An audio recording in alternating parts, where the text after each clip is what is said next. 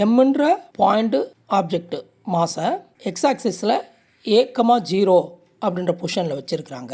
அப்போ -3A,0ன்ற டிஸ்டன்ஸில் என்ன மாஸ் வச்சோம்னு சொன்னாக்க அதனுடைய சென்டர் ஆஃப் மாஸ் வந்து ஆரிஜினில் அதாவது 0,0ல் ஃபால் ஆகும் அப்படின்னு கேட்டிருக்கிறாங்க. இந்த கணக்கை பொறுத்தளவு நம்ம பல வகையில் தீர்க்கலாம்.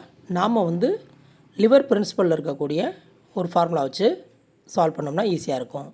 அந்த ஃபார்முலா என்னென்னு கேட்டிங்கனாக்கா load into load arm equal to effort into effort arm. நம்ம எல்லோருமே சின்ன பிள்ளையில் பார்த்தீங்கன்னாக்கா இந்த ஏத்தலக்கா இறக்கலக்கா சீஷான்னு சொல்லக்கூடிய விளையாட்டு விளாண்டுருப்போம்.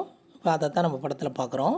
அப்போ அப்படி சென்டர் பாயிண்ட் இருக்கு பாருங்க, அதுதான் ஆரிஜின் அப்படின்னு வச்சோம்னாக்கா ஒரு குழந்தை வந்து ஏன்ற டிஸ்டன்ஸில் இருக்குது, இன்னொரு குழந்தை வந்து அப்படி ஆப்போசிட் சைடில் சென்டர்லேருந்து 3Aன்ற டிஸ்டன்ஸில் இருக்குது. இந்த ஏன்ற டிஸ்டன்ஸில் இருக்க குழந்தையோட மாஸ் எம்னு வச்சோம்னாக்கா இந்த -3A ஆப்போசிட் டைரெக்ஷனில் இருக்கக்கூடிய குழந்தையோட மாஸ் எவ்வளோன்னு கேட்டிருக்கிறாங்க. அதுதான் கிட்டத்தட்ட கொஸ்டின் அப்படின்னு நம்ம வச்சுக்கிடலாம். ஓகேங்களா? அந்த ஏ டிஸ்டன்ஸில் இருக்க குழந்தையோட வெயிட் வந்து m×g.